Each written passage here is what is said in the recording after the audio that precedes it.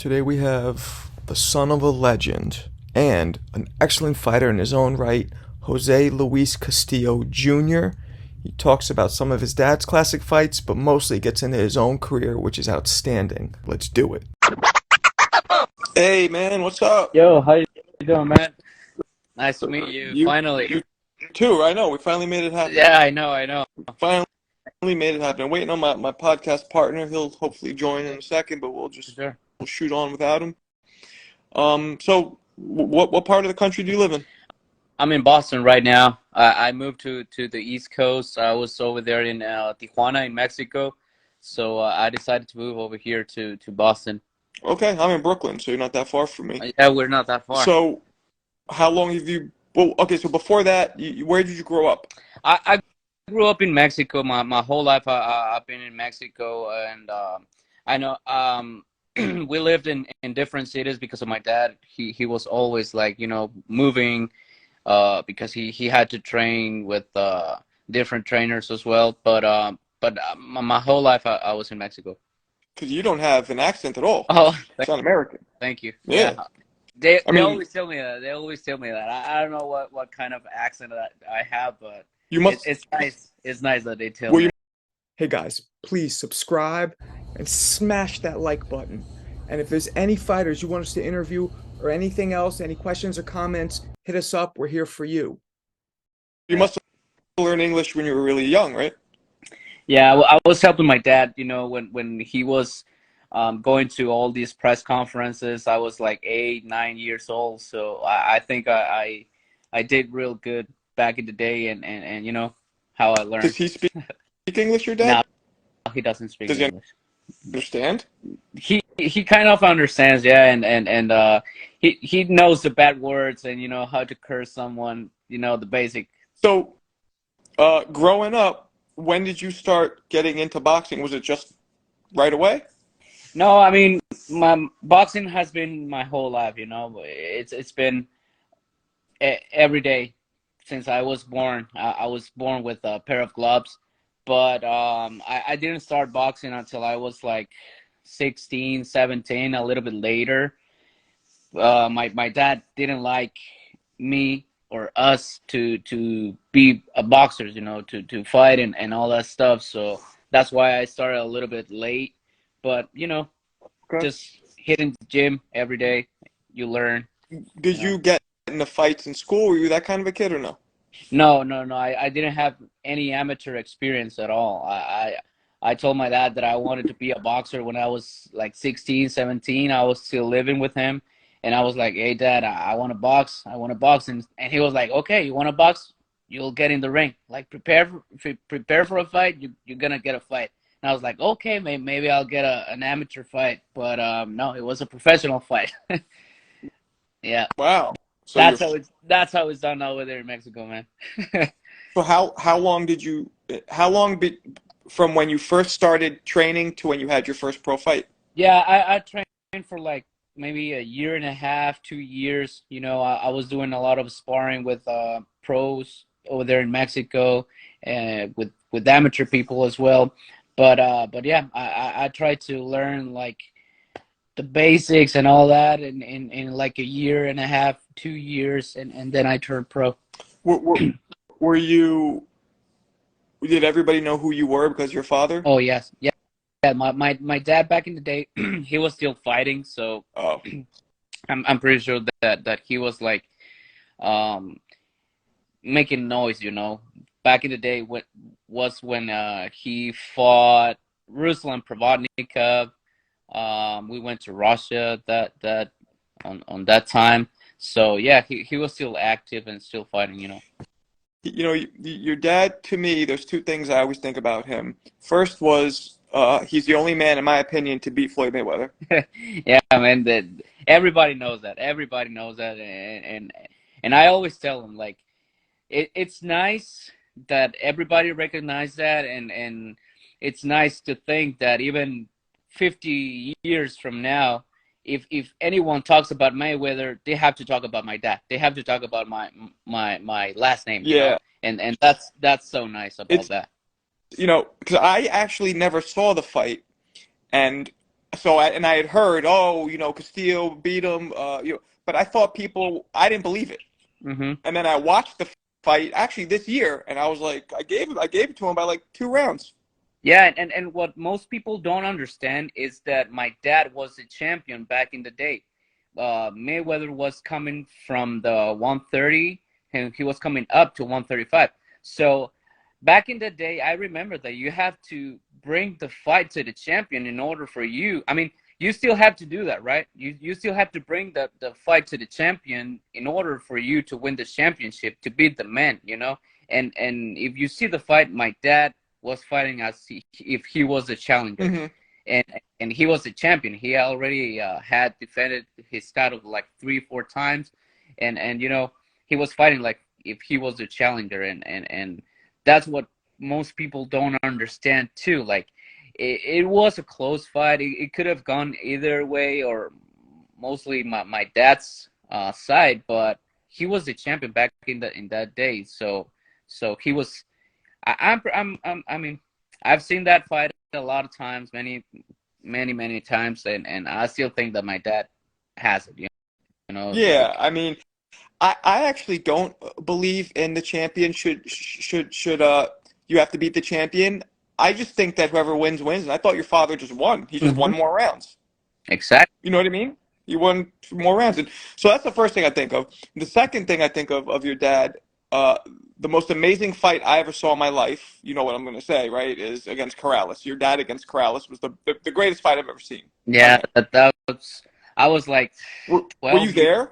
Yeah, I was there. I was there, and I was like 12 years old, and wow, the crowd. Mm, It wasn't packed, but the crowd was going crazy. like in the movies. Yeah, it was crazy. It was crazy, and yeah, every time I see that fight with Corrales, my I get goosebumps, and it's like I'm there again. What what did your dad say about? Because I feel like he probably thought he had him beat because he had heard him. It was almost done. What does your dad say about that last round like that? Yeah, he got like too confident, and he thought that he already had him in the pocket.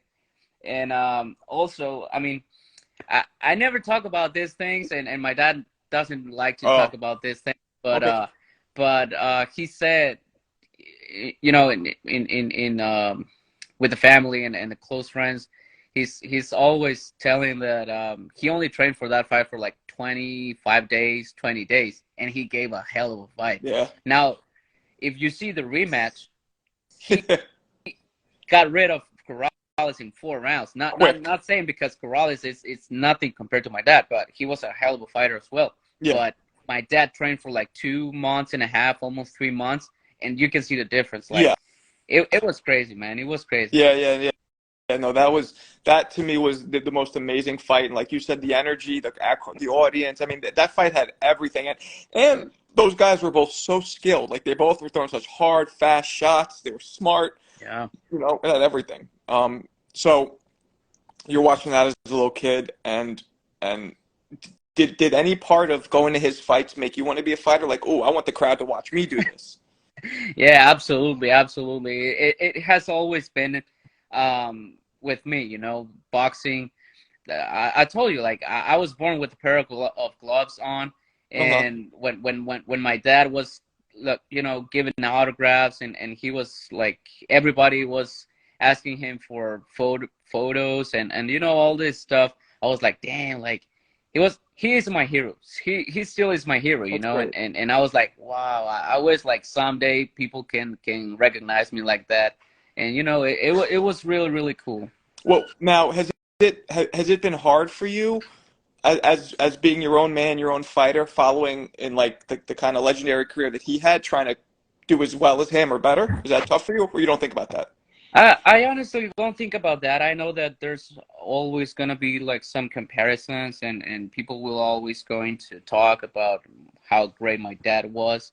But what I always tell everyone, like he had his career, I'm trying to build mine, and now that I'm fighting here in the United States, there's a lot of support that I've been having, and it's nice. It's nice to have that support out of your country, and and yeah, it's something that I will always be dealing with, you know, that comparisons and all that stuff. Right. But it's nothing that it affects me, you know.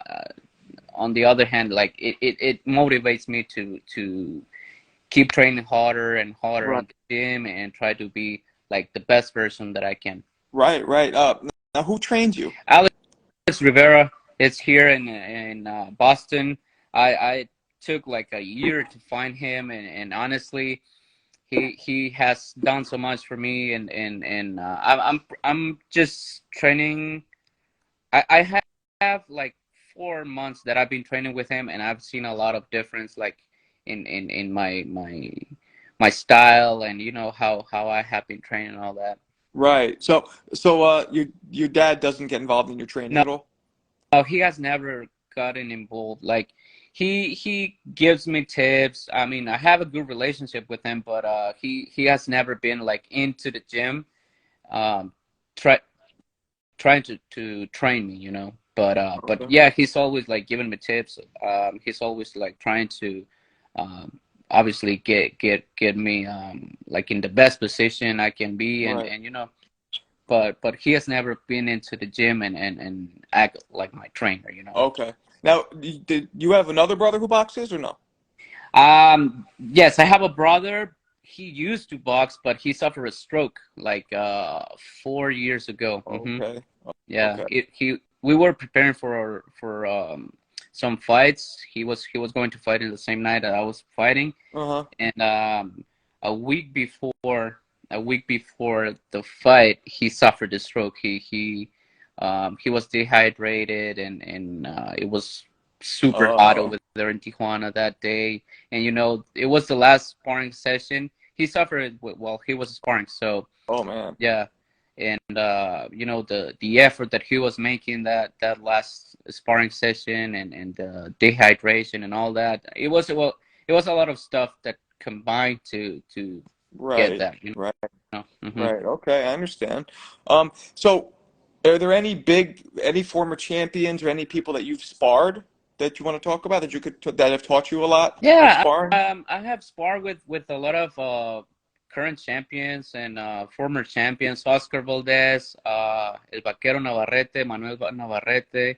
I have sparred with Alacrán Berchelt, mostly Mexican Right. fighters.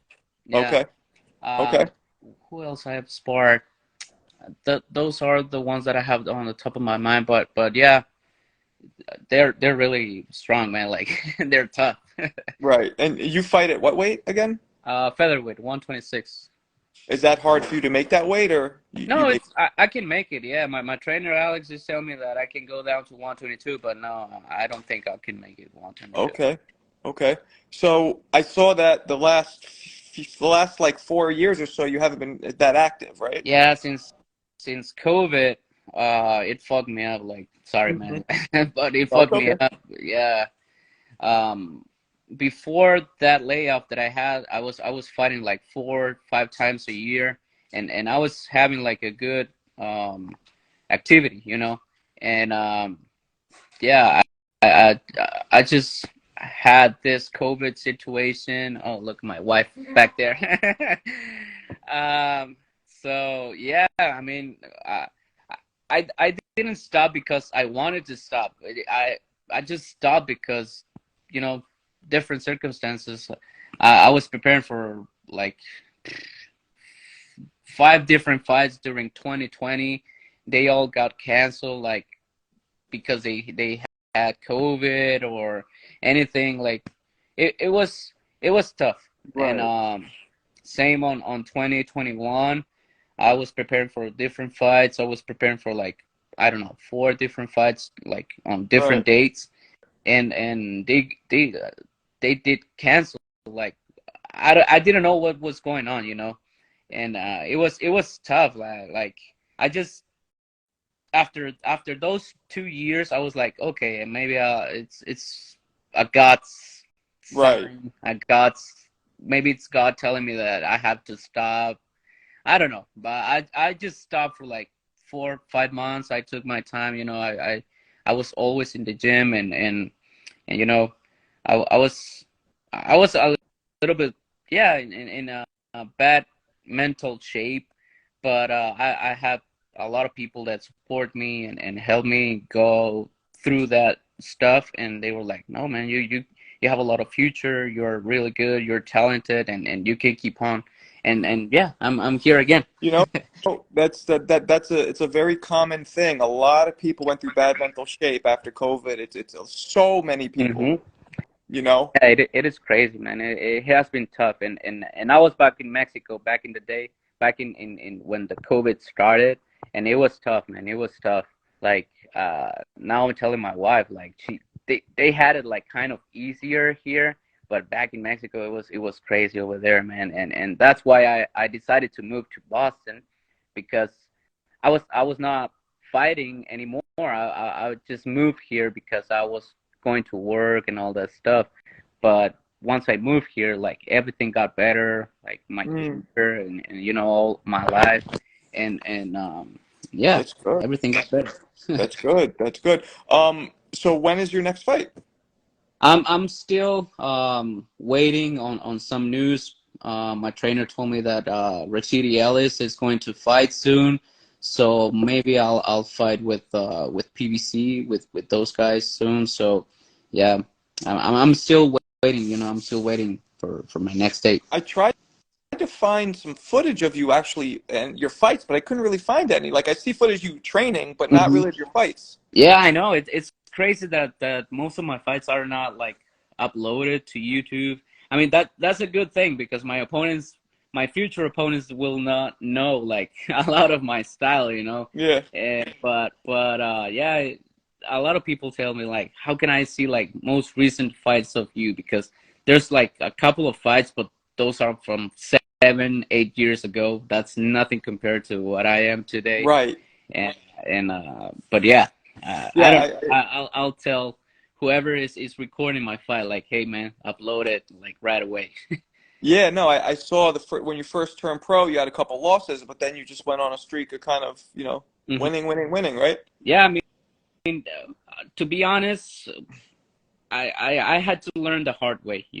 I didn't have, like I told you, I didn't have an amateur experience, and obviously that affected me, and I wasn't like maybe I wasn't 100% committed to boxing back in the day. I was 20, 19 years old, and I was a kid, but then I got like this vision that okay, you have something, man. Like you have something, and you can take advantage of that. So you just have to work your ass off and keep working and keep working. And yeah, I think I have a good chance of competing with the world champions right now. I cannot tell you like I can win a world championship right now, but I can trust that I trust myself that I can give them a hell of a fight. And you never know, maybe a world championship. Yeah, I think you keep working. How old are you now? 30, 30, 29? 30, yeah. 30. Okay, so what's the plan? How many more years do you want to box? Probably like 5, 6 years. Honestly, I don't feel like I have suffered a lot of damage. So I think I speak real good. Yeah. I speak really fluent, and a lot of fighters who have like the amount of fights that I have, they barely can speak. They can barely speak, and I don't know. I think I can go like I'm always in the gym. I'm always in the gym, so that helps me out. That will help me in the future. If I want to keep fighting while I'm 38, 39, I don't know. I think that will help. That I don't smoke, I don't drink. I'm always at the gym. Right. I'm always taking care of myself. But honestly, I'll give it like maybe 5, 6 years. Okay. And are you signed to any promoter? No, that's what we're trying to work out. Also, I talked to my dad today, and he's trying to get like sign with Eddie Hearn or maybe Oscar, and with the record that I have, the name that I have, I'm pretty sure that there will be a good opportunity out there. Right, right. So, yeah, absolutely. I think that's true. And you seem, your style. So how would you describe your style? I think Is that it, I honestly I think that I can box. I love to be a counter puncher, but also I love to be fighting on the inside. You know that's like the Mexican style. right, That's the something that I learned from my dad. But I think I'm more of a boxer counter puncher that than a brawler or like the ones that likes to fight inside. right, I don't know. I don't know. I think I'm more of a boxer counter puncher, the one that I can move around, but I just love to feel the punches as well. I love to fight and I don't know, people loves that too. right, right. No, absolutely. Do you watch? Are you a fan of current boxing? Yeah. Do you watch it? Yeah, Okay. I mean, it's not like every weekend I sit down and watch every fights, but yeah, I watch a lot You of know boxing. everybody. Hmm. And so who are your top five pound for pound fighters right now? Do you have Pound any? for pound fighters right now. Number one, Naoya Inoue. He's he's a monster, man. He's a beast. Pretty good. He has, yeah. He's four division or three division. I don't remember. Is he your weight? No, No. no, no. He's 122. He's coming Okay. up 122 to fight Stephen Fulton. Right. Right. Yeah, Okay. but yeah, Naoya Inoue. Maybe number two, Terence Crawford. Number three, Canelo. I love Canelo. I don't know about you, but I love No, Canelo, I man. do. I think Canelo, just because he lost to Bivol, to me, Hmm. didn't really mean much because I felt like Bivol, that was him trying to go up and do something great. That Exactly. wasn't his Yeah. true weight class. Hmm. Yeah. Yeah. Number four, Devin Haney. Yeah, Okay. Devin Haney is undisputed in 135. So, I I really think that he has a lot of chance to beat Lomachenko. I love Lomachenko. He's one of my favorite fighters as well. But I think Devin Haney, he's so sound. He's so good. I don't know. I see a lot of Floyd in him, and also with Shakur. Shakur is so good as well, man. Like he's gonna be top five real soon. You think Like, so? yeah, I, I personally think Tank is better than all of them personally, yeah. but Tank is a beast. Tank number five. That's but yeah, number five. but it's Just because but it's he's not a champion. right, right. It's close. Okay. Um, what? Okay. So what do you think about the out of the heavyweights? Who do you think is the best heavyweight right now? The best heavyweight right now was Tyson Fury. Then Usyk. I used to love AJ, but man, I think he lost a lot of his heart, Confident. a lot Yeah. of his confidence when he lost against Ruiz. Yeah. I Yeah. Yeah. think Yeah. Yeah. he broke him, and I used to love him a lot, but The one guy who I want to look out for is Jared Anderson. mhm, I think he might be pretty good. he's really good as Yeah, well. He's really. I but don't yeah, follow a lot the heavyweight division, but I know the names, and I know that Jared Anderson is gonna be real good. sounds like okay. So who are your top five all-time great fighters in your opinion Number of one, everybody? Sugar Ray Robinson. Two, Good. Muhammad Ali. Number three, Mayweather. Number five, Pacquiao, and Chavez was number five. Pacquiao and Chavez. Okay, Yeah, that's a good list. thank. That's a good list. What? Which are So yours? who? Mine? Yeah, Roy Jones. Roy Jones is a beast, I man. mean I know a lot of people because Roy lost late in his career. A lot of people, but to He's me still when Roy was at his prime. fighting, man. Like that's crazy. I know. Roy Jones, Sugar Ray Robinson, and then it gets tricky. Like there's so many out there. You can go with Hagler, you can go with Muhammad Ali, you can go with Pernell Whitaker, you can go with Hmm. Mayweather, Chavez. Uh, There's a lot of boxers. You cannot like shrink it into just a 10 pound for pound list. right, you can't. You, You got guys like Willie Pep. When you go further back, Jack Johnson. When you go all the way back, Mhm.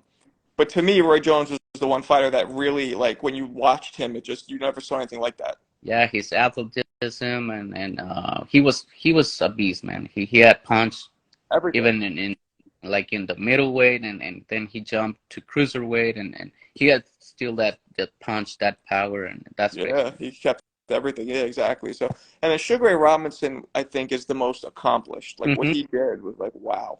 Yeah, You know. yeah, So he's he the was most accomplished, and I think that what he did, the number of fights that he had as well, and on the different divisions, that made him so great. he was he was 121 and one at one point, Hmm. and the only loss he had at that point was to Jake LaMotta, the Raging Bull, who he beat 4 times. Hmm. Exactly. Uh, yeah, it's insane. And they used to fight back then. I mean, they were fighting like once a week. Hmm. Like, would Yeah, they were fighting like 4 times a month or something like that. Like it was crazy. crazy. Yeah. Like, would you fight if they allowed it? Would you fight once a week? I mean, if the money's right, yeah, I would do it, man. It's like you go to work every day, right? Like I would do it, man. Okay. Okay. Yeah. I mean, that's the good thing about you not having the amateur experience. I think is good because you have less mileage. Hmm. You're fresher. Yeah, yeah. I think. I mean, if I could have done it. Like I would have fight like every month. For like the 12 months that the year has, I would be fighting like every month, every month. I don't care. Right. Right. I'm Right. always at the gym. I'm always training. So you know. That's great. Well, man, look, thanks for talking to me. I'm glad we finally got to do it, and maybe after your next victory, let's talk again. Yeah, for sure, Mark. For sure. All right, And man.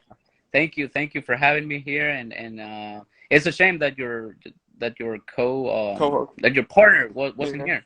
Yeah, I know. Next time he does that sometimes. He's all over the place. But It's all okay. It's okay. right, man. We'll talk soon. Thanks again.